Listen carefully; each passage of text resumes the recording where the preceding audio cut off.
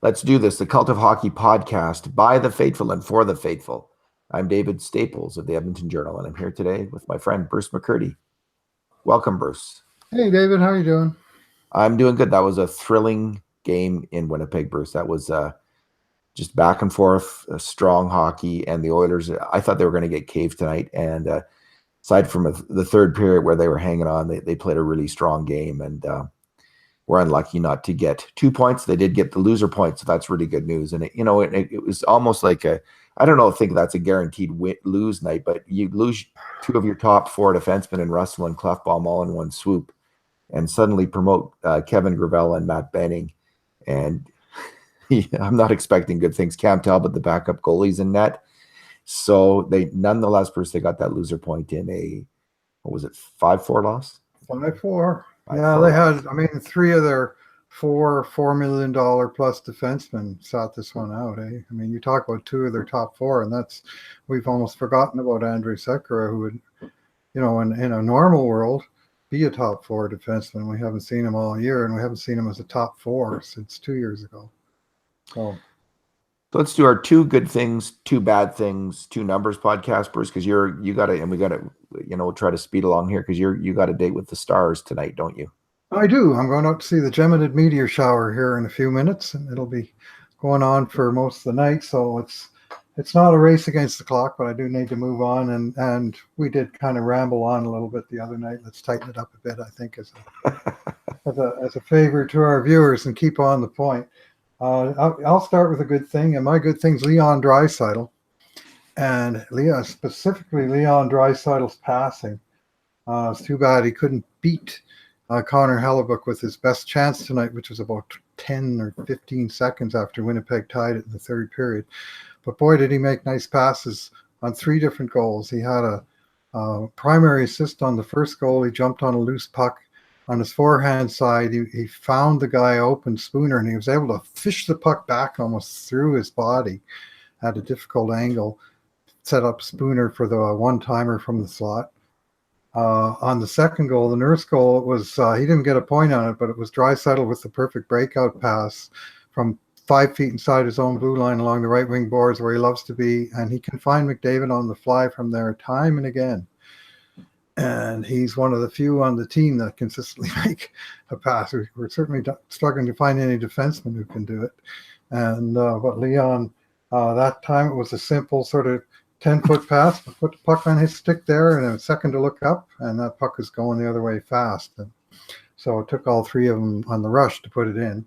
And then, of course, on the third goal, on the power play, the fourth goal actually, he went into the far corner on the left wing side, grabbed a loose puck there along the boards that got worked free to him, and rifled a no-look backhand cross-ice saucer rocket to McDavid right on his stick in the far face-off circle. And from there, McDavid and Chason had fairly easy pickings to finish it off, but it was that pass that made that goal. Second game in a row, he's made just dropped that gorgeous hard backhand pass in the air, over sticks, onto teammate's stick. And McDavid in both cases, which is always a good stick to put it on. He's looking every bit like an $8.5 million man, Bruce, maybe even like an $11 million man these last few games. He is just playing fantastic hockey. And those backhand passes are just so sublime. It is fun to be an Edmonton Oilers fan. It's fun to be an Edmonton Oilers fan right now, actually. This team is starting to look like a hockey team. I know they lost this game tonight, but it answered some questions for me. They just seem to be, I don't know what it is, Bruce. They just seem to be a much better, more organized team with more spirit and fight in them. So my good thing, Bruce, is Darnell Nurse, because he's been in a defensive slump for about a month now. And I know that he didn't look great on the overtime goal, but we're going to talk about the real culprit on that goal in a second. And on I think the Winnipeg tying goal, he was one of a number of people who allowed the slot pass out. That was a pretty fast developing play, and other people could have helped out on that one as well, Larson and Kajula, to be specific. But that was the only, on a grade A chance, that was the only mistake Darnell Nurse made all game long. And I thought you didn't tab him on Maybe you got him on the penalty kill on Perot's goal. Oh, excuse me. That's Perot at even walked out strength. from the side, and Nurse just stayed at the far point and didn't challenge him. That was brutal, I thought. That was a shorthanded goal. That was talking even Yes, it strength. was a power play goal for Winnipeg. Yeah. No, and I did blame him as part of the group on that one. Let me just see here. Anyway, but Bruce, that was not primarily on Darnell Nurse, I don't think. I mean, he was one of the people, but Benning got out of position on that play. That's coming down Matt Benning's wing. Nurse might have been able to clean it up, but I thought anyway. Here's why I think Nurse is the. You can tell me why you think he was the bad thing in a second. I thought he was good because he played a very simple game. He simplified his game, and he was moving the puck well. And the Oilers he wasn't running around in his own zone a lot. The Oilers weren't in trouble a lot when he was out there, as far as I could see. And I liked his game. Maybe it's my low expectations of Nurse after a month of struggling, but I thought he played very well that game, and was a big reason the Oilers were still in that game right to the end. Well, he did a couple things tonight that you don't see very often. One that really jumped off the page at me, and this would really be one of our numbers if I chose it to be 38 shifts. You never see that. And I look at this, I highlight the most ice time and shifts off the event summary every game, and I can't remember seeing a 38 for a long time. Man, he was just rolling over the boards a ton, and he played 31 minutes, which is a very big number too, of course. Wow. So, yeah. So being out there as much as he did, yeah, there for sure he could have done more on that shorthanded goal and on the tying goal. So I think especially the tying goal, but I still liked his game. I thought he was strong out there. What's your bad thing?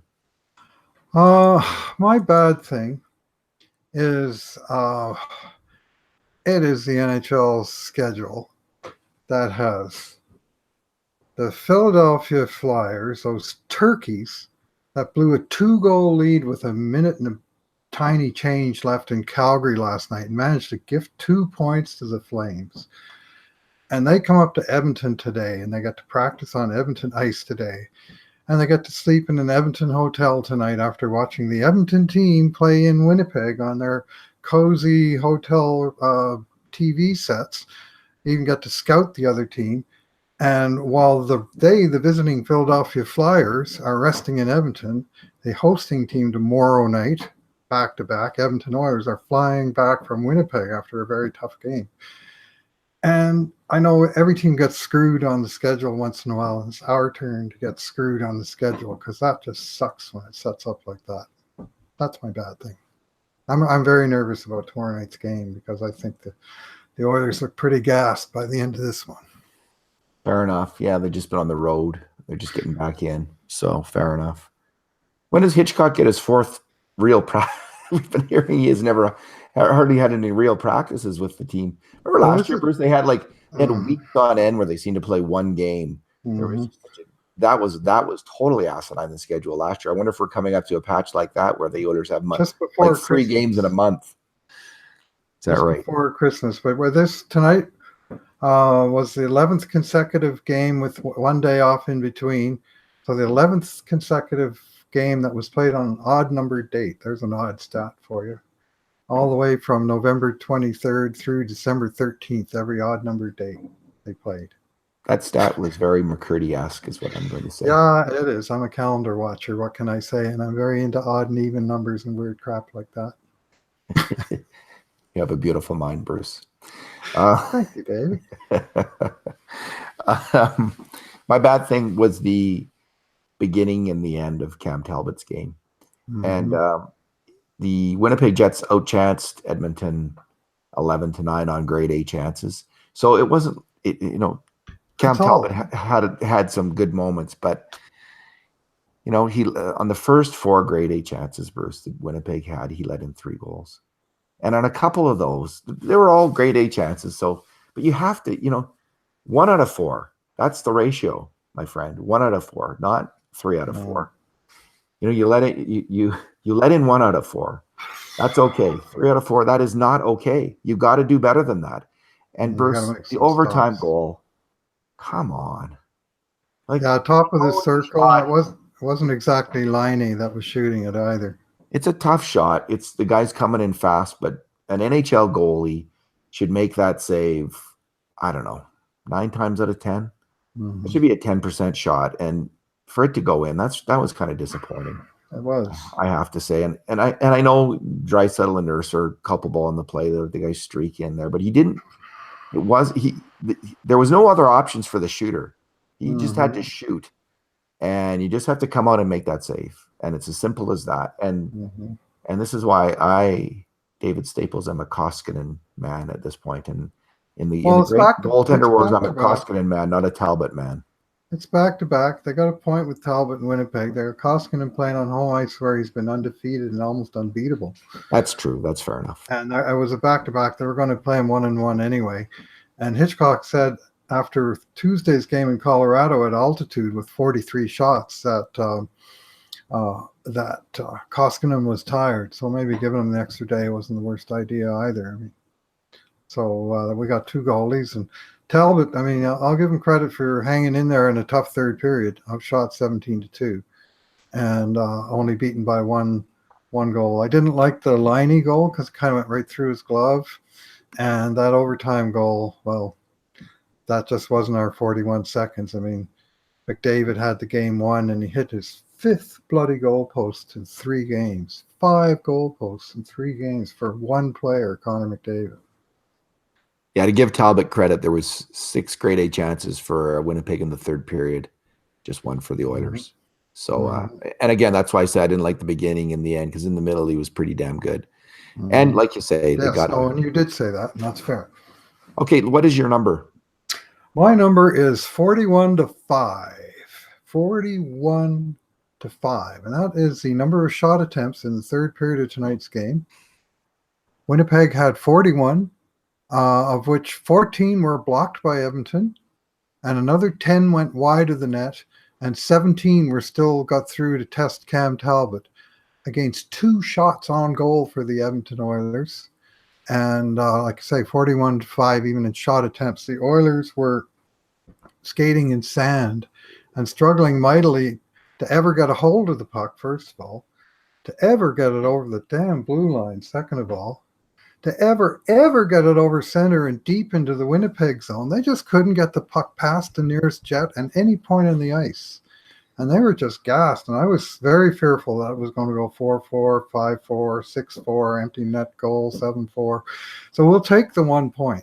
Oh, that is a great. I'd love to have gotten the second one, of course. But early in the third period, it was 4-3 Edmonton, and I was thinking to myself, if you tell me right now the Oilers come out of this 1 point, I think I'd have to take it, and that's basically is the way it worked out. But that was my thought exactly. I was so happy when they scored at the end of the third because I thought, okay, we're going to get a point out of this game, even if they score. And I also expected Winnipeg to come back and score. Given the Oilers' Winnipeg's a good team, and they were just they just all over the boards, and Edmonton just couldn't get away from them with their. Their third pairing playing second pair minutes and their fourth pairing playing third pairing minutes. And very rusty Drake Kajula out there who couldn't move the puck north and when he got a chance to. And I name him, but there was plenty of other guys that were struggling. I think you're naming Kajula. I hated Kajula on that time. Well, on the tying goal, he had the puck about 4 different times and never got it over center. So that's why it was his turnover that kicked off the whole thing too. He first bobbled the pass in his own zone. If he'd taken that pass smoothly, blindly rifled it, and then he rifled it. Like those 2 little mistakes like that are all the difference in a game. Yep. And then he didn't cover the player in the slot, so maybe he should have been our bad thing. Maybe we can we slept in an extra bad thing. We mentioned him. My number is 1 second. I'm going to find that chart. Okay, so up until this point in the season, at even strength, Darnell Nurse has made 52 mistakes on grade A chances. 52. And in this game, he just made the 1. So at even strength, exactly. Okay. Sorry, yes, not at shorthanded. He was a culprit. I haven't actually tabulated the shorthanded mistakes. So again, I thought Darnell Nurse was good. Shout out, though, to Kevin Gravel and Matt Benning, but especially to Gravel. Interesting player, eh? He's He's the Jacques Laperriere of the Oilers right now, He's Bruce. sure got a good stick, and Jacques Laperriere is a perfect guy. I was just going to compare him to Jacques Laperriere, who is the best player I've ever seen at tipping pucks over the glass. To this day, I think Jacques Laperriere is better than anyone at just sticking his stick out, getting a piece of a puck, and having it go over the glass, and in those days into the seats. Nowadays, of course, into the netting. But Gravel has one or two of those, it seems like, every game, where some guy looks like he has an open shot and his stick flashes out and the puck is up in the netting and the whistle's going and they're changing the line. It's credited as a block shot, and if it gets a stoppage in play, so much the better. That's a good defensive play, and he's made a few of those. Not the cleanest with the puck. No. And he spent too much time in his own end tonight as well, of course. But that was the nature of the beast in this game. By the time you tabulated third period stats, they almost all of them looked bad. He was a Chris Russell-esque in his defensive play. He's very fundamentally sound, taking the body, playing the man, and I like Gravel's game. Like I didn't know how it was going to translate against tougher competition. But he can play a little bit of defense. And like you say, you don't expect any great passes. It's always a little bit of an iffy question. Weidman looked good too, I thought. So yeah, not bad. He had some good moments. He can pass the puck. That's always a plus. Here's a question, though, David. If the Oilers had a Corsi of 5-41 without Chris Russell, what would they have had with Chris Russell, a notoriously bad Corsi player? 2-80? I mean, is he bad this year? Bruce, I honestly bad every year. It's built into the way he plays. Is he this? I never look at Corsi numbers anymore. So, is he below 50%?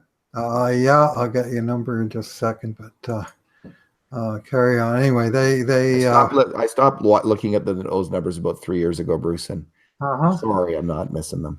But well, they're part of the great big spreadsheet. Oh, I know, folks love them. They can have that includes everything. Well, there's tons of stats. I'm a stats whore. I love them all, including ones like that. Which way is the puck going when a guy's on the ice? And so, what's Russell's number? I know it's good. It's good you like them and defend them on the podcast. Otherwise, it would be kind of tedious and offensive. Just my one-sided take. Offensive, David, but yeah, it's just my opinion. Is it Russell's Corsi number on the floor there, Bruce? You were looking. Yeah, it is. That's where I have to put my keyboard when I bring my camera up front and center. Geez. Okay. So there's only so much room on this desk. And we're going to end the podcast on this, Bruce, because you got to get out there and look at those stars, and we're starting to ramble again here. So I do. Yeah. As soon as you say that number, we're shutting it down, man. Okay. Thanks for listening, everybody. And in the meantime, in between times, this has been another edition of the Cult of Hockey podcast. We're just waiting for 1%. We just get that in advance, and then I'm just going to bring up, where are you, Mr. Chris Russell? Way down here, 46.9% Corsi, and relative to the team, it's pretty poor. So, oh damn it, stupid mouse isn't working.